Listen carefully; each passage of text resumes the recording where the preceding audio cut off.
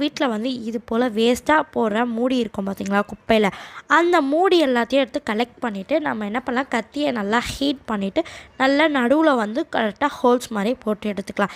கிட்டத்தட்ட நான் வந்து ஒரு 6 மூடி வரைக்கும் கலெக்ட் பண்ணியிருக்கேன்.